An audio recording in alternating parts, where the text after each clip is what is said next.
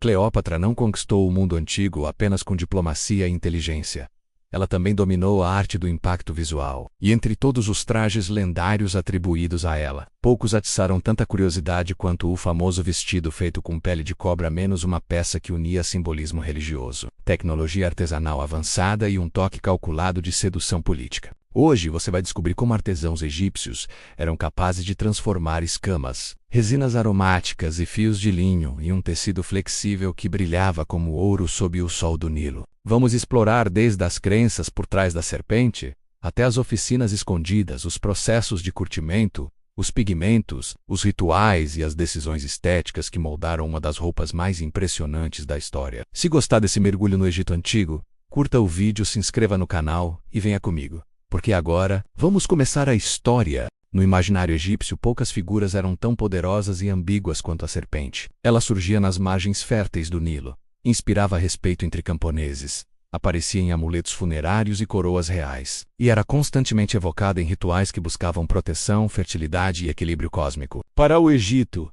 a cobra não era apenas um animal, era um elo entre o mundo visível e o invisível, criatura capaz de simbolizar criação e destruição ao mesmo tempo. Quando Cleópatra decidiu adotar a serpente como elemento central de sua imagem pública, ela não estava fazendo um gesto aleatório, estava se filiando a uma tradição milenar que conferia legitimidade divina aos governantes e reforçava a ideia de que o faraó era protegido por forças superiores que se manifestavam na forma da deusa Ouadidés, representada pelo Urias que adornava frontes reais desde o Império Antigo. Essa escolha carregava ainda mais peso quando pensamos no contexto turbulento em que Cleópatra reinava. O Egito enfrentava pressões externas intensas, especialmente de Roma, e tensões internas que ameaçavam sua estabilidade. Em tempos assim, símbolos se tornavam armas silenciosas. A serpente, com seu olhar fixo e sua postura pronta para atacar, era a metáfora da vigilância constante que um reino cercado precisava manter. Ao mesmo tempo, evocava ciclos de renovação, pois seu hábito de trocar de pele simbolizava renascimento e adaptação,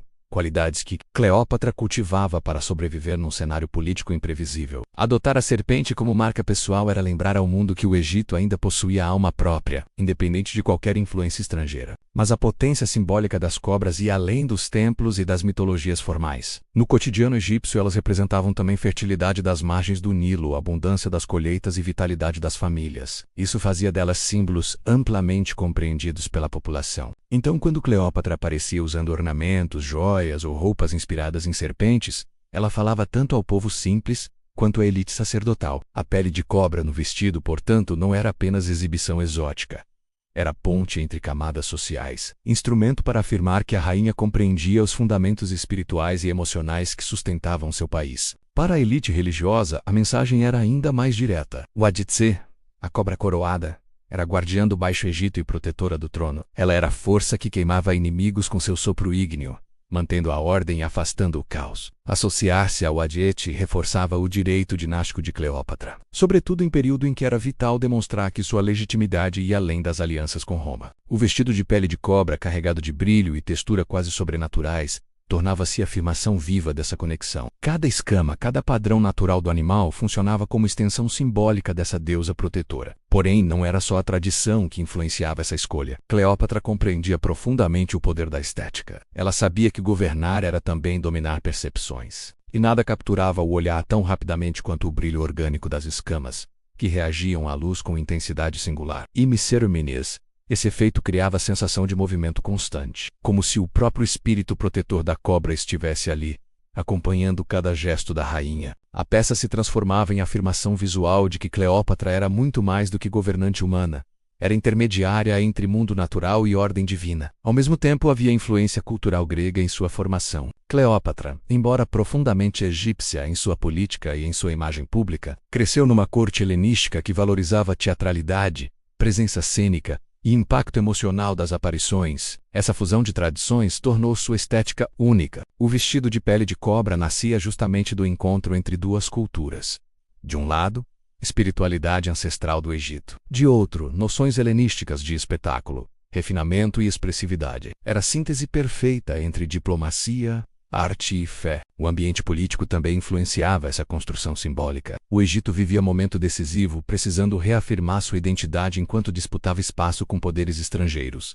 Cleópatra entendia que vestir-se como faraó não era suficiente. Era preciso recalibrar símbolos clássicos para torná-los ainda mais marcantes. A serpente oferecia exatamente essa flexibilidade. Podia ser interpretada como guardiã, como aviso, como promessa de renovação e como marca de soberania. Assim, o vestido representava a resposta direta aos desafios da época. Um lembrete visual de que o trono egípcio ainda pulsava com a força de seus mitos mais antigos. O simbolismo também refletia a própria personalidade de Cleópatra. Ela tinha consciência de seu papel histórico e manipulava rituais visuais com precisão. Sabia que cada detalhe, perfume, cor, textura menos poderia influenciar aliados, intimidar rivais e seduzir observadores romanos fascinados pela aura do Oriente. Assim, a serpente deixava de ser apenas criatura natural e se tornava extensão da autoridade e do magnetismo da rainha. Ao transformar esse símbolo em peça de vestuário, Cleópatra projetava a imagem cuidadosamente controlada, que unia graça e poder numa única presença. Desse modo, antes mesmo de qualquer artesão tocar uma única pele,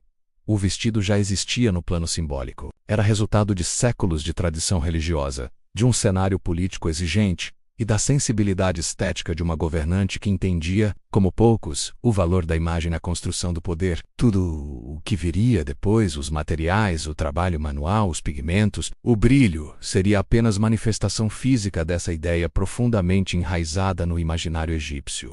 As oficinas encarregadas de produzir o vestido de pele de cobra funcionavam como verdadeiros laboratórios de conhecimento acumulado ao longo de séculos. Eram locais onde tradição, técnica e espiritualidade se misturavam de forma natural. Algumas ficavam anexas a templos, outras em áreas palacianas protegidas, onde apenas artesãos de confiança tinham acesso. Esses profissionais formavam uma elite dentro da elite, pois lidar com materiais associados a divindades exigia não apenas habilidade manual, mas também familiaridade com rituais, tabus e fórmulas antigas.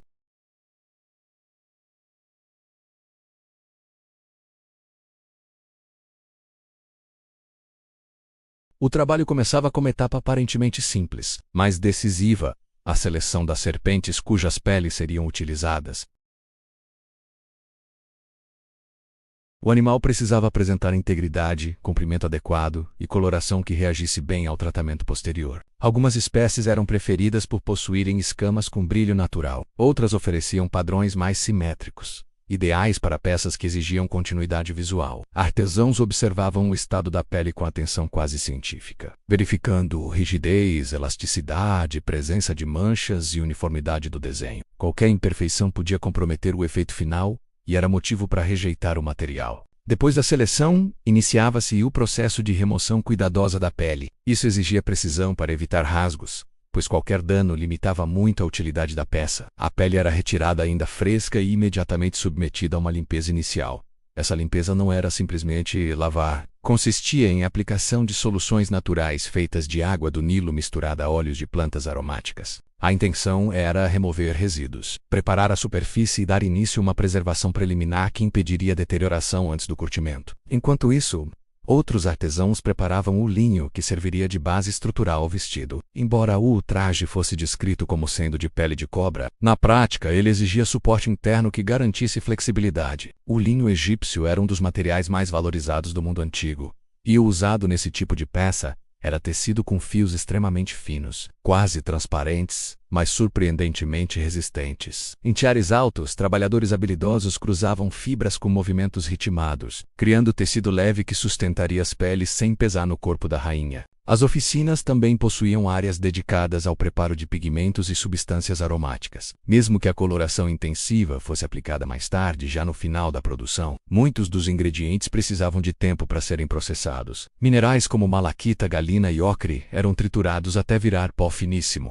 Esses materiais seriam usados tanto na decoração quanto em soluções preservativas, pois tinham propriedades que protegiam a pele e realçavam sua textura. A trituração era feita com pedras especiais, cada uma escolhida pela dureza e pela capacidade de gerar pó homogêneo. Nas mesas, pequenos montes coloridos iam se acumulando, aguardando o momento ideal de uso. Outro setor da oficina cuidava das resinas e óleos essenciais. Esses ingredientes não apenas perfumavam o material, mas atuavam como conservantes naturais. Mirra, incenso, óleo de cedro, extratos de lótus e de jasmim eram aquecidos lentamente para liberar essências puras. Misturados com gordura vegetal, formavam bálsamos que seriam aplicados nas peles durante os primeiros tratamentos. A fragrância dessas substâncias impregnava o ambiente, criando a atmosfera que misturava espiritualidade e trabalho manual. Com a pele limpa e temporariamente preservada vinha a etapa de raspagem interna. Usando lâminas curvas, artesãos removiam restos de tecido subcutâneo para produzir superfície lisa.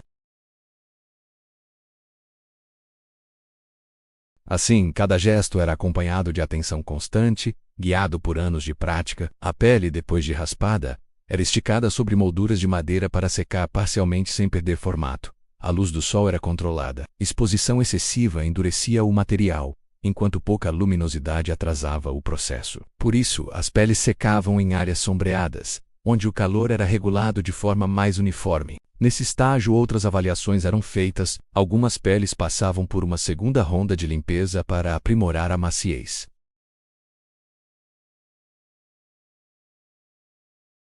O objetivo era chegar a um ponto de equilíbrio, resistência suficiente para sustentar costuras e flexibilidade para acompanhar movimentos do corpo. Só quando atingiam essa condição podiam seguir para a fase de curtimento e amaciamento profundo, que seria conduzida por especialistas ainda mais experientes.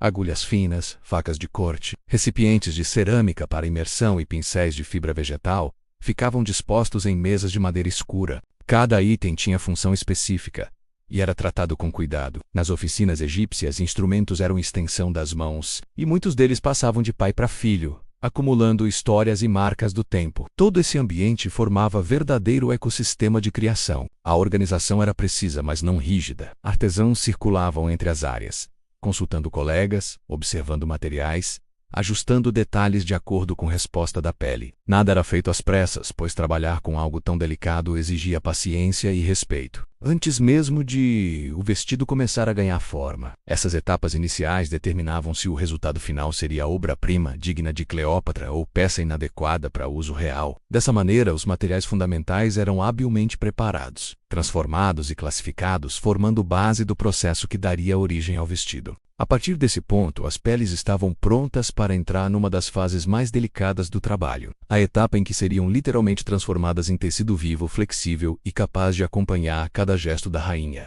Os artesãos encarregados de transformar pele em tecido começavam o curtimento como quem inicia um ritual longo e preciso. Cada etapa exigia tempo, tato e conhecimento acumulado. As peles, depois da raspagem e da secagem parcial, entravam em tanques de imersão onde banhos preparados com extratos vegetais liberavam taninos, capazes de preservar e tornar a fibra maleável. Esses banhos vinham de plantas locais menos cascas, raízes e folhas, e eram calibrados segundo a sensibilidade do material. Algumas peles pediam soluções mais concentradas, outras repousos mais longos. A química prática ali era simples na aparência, mas sofisticada na aplicação. Controlar a acidez. A temperatura e o tempo de exposição era a diferença entre uma peça resistente e outra que se partia nas costuras. Durante o processo, as peles eram retiradas com frequência para serem esticadas e massageadas. Esse amaciamento mecânico não era apenas físico. As mãos experientes percebiam microvariações na elasticidade, no brilho e na textura, ajustando o tratamento conforme necessário. Ao esticar a pele sobre molduras de madeira, os artesãos repetiam movimentos rítmicos para abrir as fibras e evitar ondulações. Em certos casos, aplicavam pastas de gordura vegetal misturada a resinas aromáticas, que penetravam e plasticizavam as camadas, impedindo que a pele ressequida voltasse a endurecer. Esses ungüentos também deixavam cheiro, uma assinatura olfativa que anunciava o trabalho de alta qualidade. Havia procedimentos para afinar pontos específicos, sem comprometer a integridade do padrão de escamas. Usavam-se raspadores calibrados para reduzir espessuras locais, o que permitia adaptar a pele às curvaturas do corpo onde a peça iria encaixar. Busto, cintura, ombros. Esse afinamento era feito com paciência. Retirava-se apenas a quantidade necessária, preservando a continuidade visual das escamas. A sensibilidade da mão do artesão era, nesse momento, o instrumento mais valioso. Ninguém seguia medidas fixas, tudo se resolvia pela experiência acumulada. A arte do curtimento no Egito Antigo combinava esse saber prático com ritos que protegessem tanto o material quanto aqueles que o manipulavam. Trabalhar com animais considerados sagrados exigia invocações ou pequenas oferendas para apaziguar espíritos potenciais. Antes de tocar certas peles, alguns mestres recitavam fórmulas tradicionais ou aspergiam água consagrada, menos gestos que, embora simbólicos, tinham função social importante.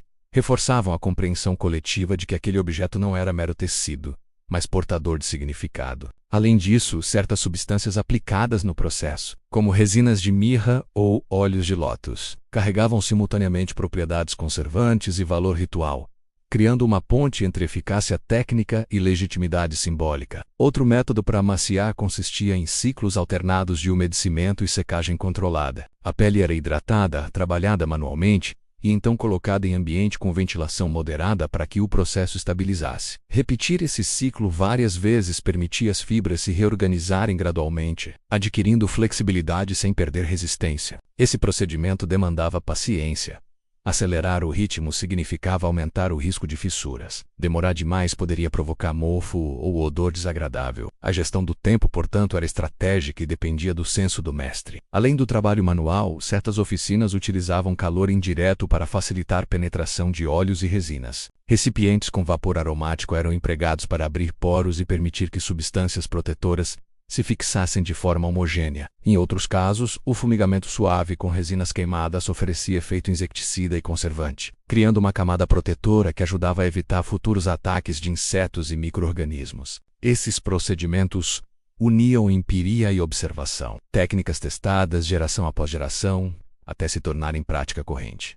Importante também era a coadjuvação de fibras de suporte. Mesmo bem curtida, a pele precisava ser integrada a um substrato flexível, normalmente um linho extremamente fino que já havia sido preparado nas etapas anteriores. A junção entre pele e linho exigia colas naturais feitas de proteínas animalescas e resinas vegetais. Essas colagens eram distribuídas em camadas muito finas para evitar rigidez excessiva. O resultado, quando bem sucedido, era uma superfície que mantinha a aparência de pele intacta, mas que se comportava como um tecido, dobrava, esticava e acompanhava o movimento sem rasgar. Ao fim do curtimento e do amaciamento, cada peça passava por uma inspeção que combinava olhar clínico e sentido estético. Verificava-se se o brilho era uniforme, se o tato atendia ao padrão requisitado e se as escamas mantinham o desenho harmônico. Elementos essenciais para a montagem final. Quando tudo concordava, as peles eram acondicionadas com cuidado, polidas com pano macio e deixadas em repouso para que os agentes aplicados se assentassem plenamente.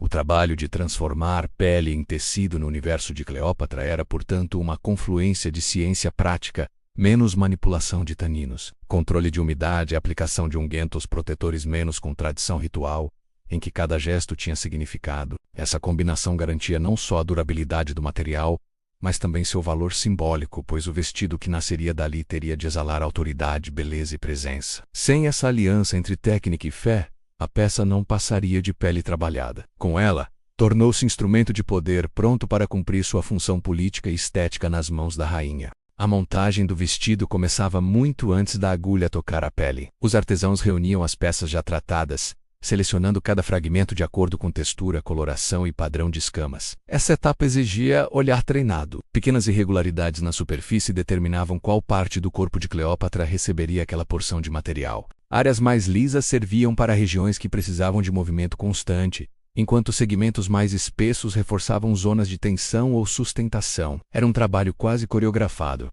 no qual cada artesão entendia a função da pele que segurava nas mãos. Só então começava o desenho propriamente dito do vestido. As peles eram estendidas sobre tábuas lisas, e o mestre artesanal delineava os cortes a carvão, ajustando curvas e ângulos de modo que o caimento final favorecesse a silhueta da rainha. Não havia margem para erros. A matéria-prima era rara, sagrada e custosa. Qualquer falha significava perder um recurso que havia demorado dias ou semanas para preparar. Por isso o desenho era revisado repetidamente, testando proporções, comparando com modelos de linho e avaliando como a peça se comportaria quando a rainha se movesse diante da corte. O corte, por sua vez, era realizado com lâminas extremamente afiadas. Um único movimento impreciso poderia rasgar fibras essenciais, comprometendo toda a estrutura. Os artesãos trabalhavam em silêncio, sincronizando respiração e gesto como se participassem de um ritual. A lâmina deslizava devagar, respeitando o sentido natural da pele, evitando que as escamas se soltassem ou se levantassem. Em alguns trechos, a pele precisava ser recortada seguindo o padrão próprio do animal, preservando a harmonia visual das escamas que, mais tarde, formariam desenhos sinuosos semelhantes aos da própria serpente. Após essa fase crítica, vinha a costura, menos um dos momentos de maior demonstração de habilidade. As peles eram unidas com fios resistentes feitos de linho torcido ou fibras animais,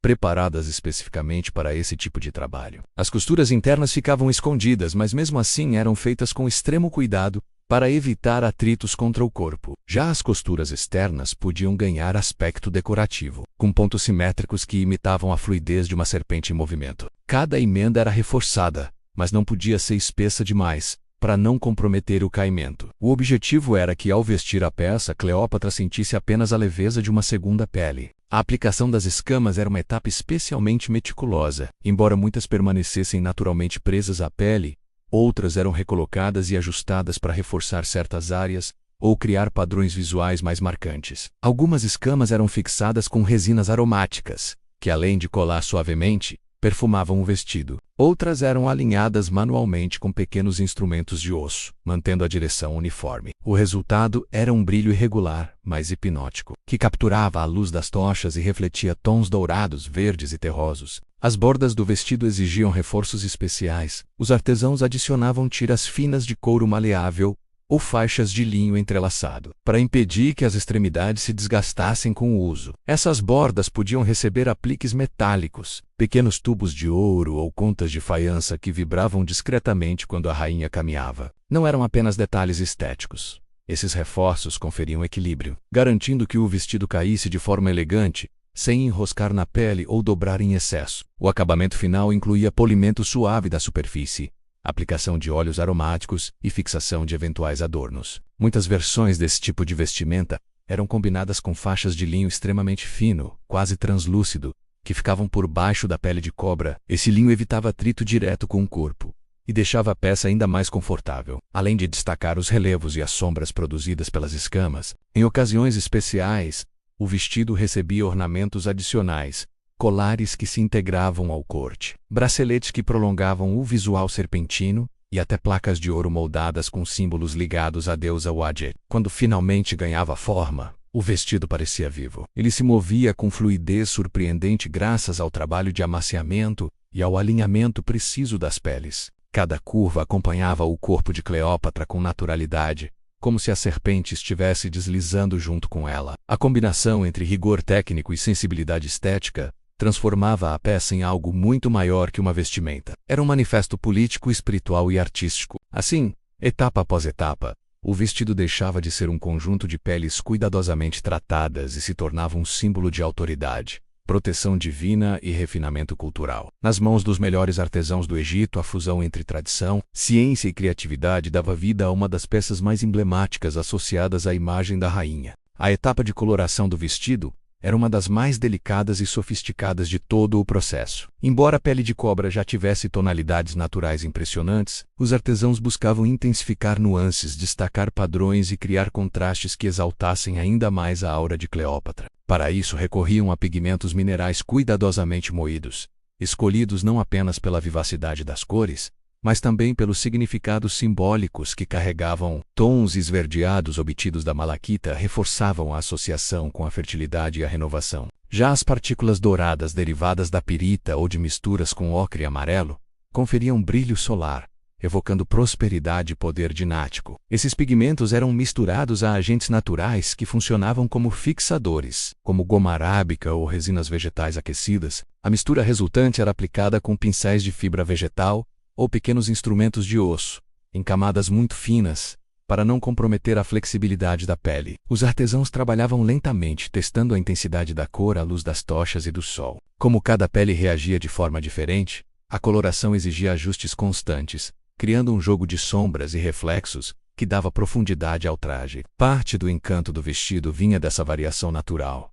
que fazia cada curva da peça brilhar de um jeito único quando a rainha se movia. Além da pigmentação cromática, o processo incluía etapas de metalização extremamente valorizadas na corte. Essa técnica consistia em aplicar partículas metálicas muito finas, ouro pulverizado, bronze triturado, ou até prata raspada menos sobre trechos específicos da superfície. Misturadas a óleos ou resinas quentes, essas partículas aderiam com perfeição, formando faixas luminosas que imitavam a iridescência da serpente viva. A metalização não era distribuída de forma uniforme. Era estrategicamente posicionada para realçar ombros, cintura, busto ou áreas que, sob iluminação cerimonial, criavam uma aura quase sobrenatural ao redor da rainha. Quando Cleópatra caminhava, o reflexo das partículas metálicas parecia acompanhar o ritmo do seu corpo como uma dança silenciosa de luz. Para reforçar esse efeito majestoso, algumas partes do vestido recebiam micro-incrustações de pedras trituradas ou de faiança colorida. Não eram grandes adereços,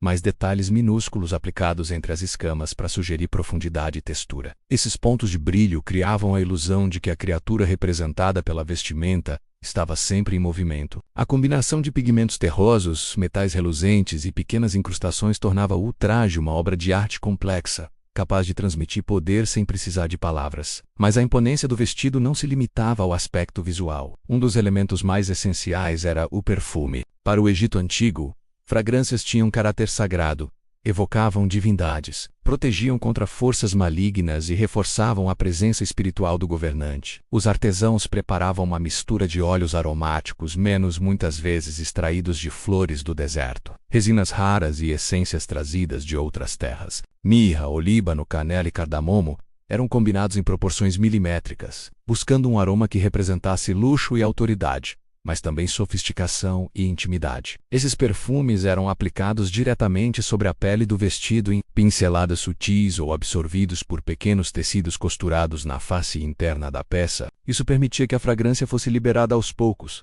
acompanhando os movimentos da rainha sem se tornar excessivamente forte. Cada passo de Cleópatra espalhava um rastro aromático que alertava a corte sobre sua proximidade, antes mesmo que ela fosse vista. Esse efeito sensorial era planejado.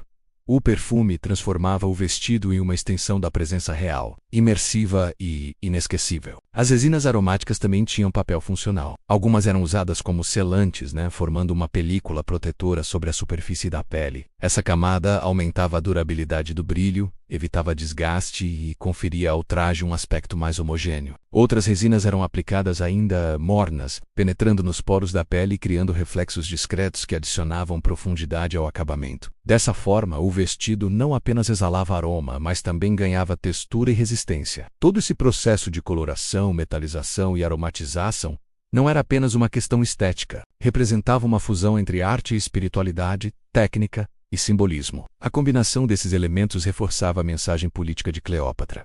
Ela não era apenas uma monarca adornada, era uma figura viva, brilhante, perfumada e hipnotizante, cuja presença dominava qualquer ambiente. O vestido funcionava como narrativa visual, comunicando sua força, seu refinamento e sua ligação com forças que ultrapassavam o plano humano. Quando concluído, o traje não se parecia com nada que alguém fora da corte pudesse imaginar. Era uma peça que narrava histórias em cada brilho, cada aroma, cada camada de cor. Uma obra-prima que revelava não apenas o talento dos artesãos, mas também o cuidado com que Cleópatra construía sua própria imagem, uma imagem que sobreviveria muito além de seu reinado. Quando o vestido finalmente chegava às mãos de Cleópatra, ele deixava de ser apenas uma criação artesanal e passava a integrar a coreografia política da corte. A rainha sabia que cada aparição pública era cuidadosamente observada, interpretada e comentada. Por isso, o momento de vestir aquela peça não era casual. Era reservado para ocasiões específicas, nas quais sua imagem precisava transmitir mais do que autoridade.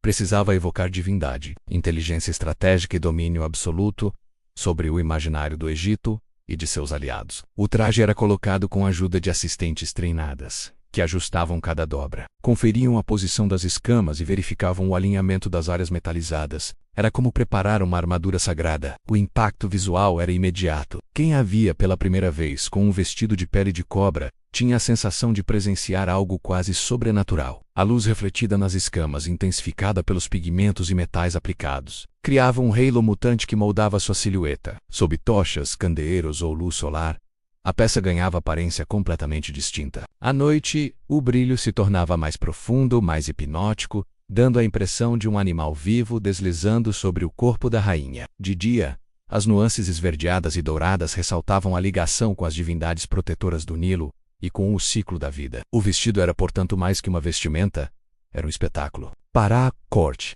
essa imagem tinha função precisa. Cleópatra usava o traje em recepções diplomáticas, celebrações religiosas e momentos de afirmação pública. O vestido comunicava sua proximidade com o Adjet, a serpente sagrada que simbolizava soberania e proteção divina. Vestir-se com a pele do animal não era uma simples homenagem, era uma declaração visual de que ela estava abençoada, guiada e fortalecida por uma força maior. Isso não passava despercebido por líderes estrangeiros. Em um mundo onde símbolos tinham tanto peso quanto exércitos, a mensagem era clara. Lidar com Cleópatra significava lidar com alguém que dominava o jogo de percepções. Esse domínio ia além da religiosidade. A rainha sabia manipular expectativas e projetar autoridade através da estética. Sua escolha por um traje que unia ciência, arte e espiritualidade mostrava sua habilidade em integrar diferentes mundos. Era uma governante que valorizava o conhecimento prático dos artesãos, a sabedoria ancestral das tradições e a potência emocional do espetáculo visual. O vestido se tornava uma síntese dessa visão. Uma peça que carregava a precisão das técnicas de curtimento, a criatividade das colorações e a ancestralidade dos rituais. Cada detalhe reforçava a imagem de uma rainha intelectual, culta e profundamente consciente do poder simbólico. O perfume que emanava do traje contribuía significativamente para essa estratégia. Muito antes de Cleópatra ser vista, o aroma chegava aos presentes como uma espécie de anúncio sensorial. Misturas do mirra, óleos aromáticos e resinas finas criavam uma assinatura olfativa tão particular que, ao ser reconhecida, provocava quase um reflexo condicionado. Era como se a presença da rainha se estendesse para além do espaço físico, envolvendo todos em um ambiente preparado para sua chegada. Esse efeito psicossocial era intencional. A fragrância não só encantava, como também marcava território, revelando que tradição e tecnologia estavam ali, totalmente a serviço de sua imagem pública. Nos rituais religiosos, o vestido ganhava ainda mais importância. Cleópatra precisava se apresentar como mediadora entre o mundo humano e o mundo divino. A serpente, protetora dos faraós desde tempos imemoriais, funcionava como elo simbólico nessa narrativa. Ao vestir a pele do animal, ela demonstrava que sua autoridade não vinha apenas da linhagem, mas de uma espécie de pacto espiritual renovado cada vez que entrava no templo. A peça reforçava visualmente sua legitimidade e ampliava o impacto das cerimônias, transformando sua figura em um ponto focal de devoção e respeito. Nas esferas políticas, o efeito era igualmente calculado. O brilho metálico da vestimenta, a fluidez das escamas, o aroma envolvente e a forma como os materiais reagiam à luz faziam com que a imagem de Cleópatra permanecesse gravada na memória de aliados e adversários. Era difícil esquecer a visão de uma governante que parecia incorporar as forças do deserto, do Nilo e da realeza ancestral em um único gesto. Assim, o vestido não era apenas um símbolo religioso, mas também um instrumento diplomático. Ele reforçava a percepção de que Cleópatra não era uma rainha comum, mas uma estrategista que utilizava todos os recursos sensoriais para fortalecer sua posição. Com o tempo, o traje transformou-se numa espécie de mito. Mesmo quem nunca o tinha visto de perto conhecia histórias sobre sua coloração vibrante, seu brilho incomum e seu perfume inesquecível. A peça passou a integrar o imaginário coletivo, servindo como metáfora da capacidade de Cleópatra em moldar sua própria narrativa. O vestido não representava apenas um ideal de beleza, mas a inteligência política de uma mulher que entendia o poder das aparências e sabia utilizá-lo com maestria. Assim, o vestido de pele de cobra não era apenas resultado de técnicas elaboradas ou materiais raros. Era a expressão máxima do projeto de poder de Cleópatra. Cada camada de resina, cada tira costurada, cada pigmento aplicado contribuía para consolidar sua imagem como governante iluminada, figura mística e estrategista impecável. Era a prova viva de que no Egito Antigo a aparência não era superficialidade. Era linguagem, era política, era destino. E Cleópatra, mais do que qualquer outro governante, soube falar essa linguagem com perfeição.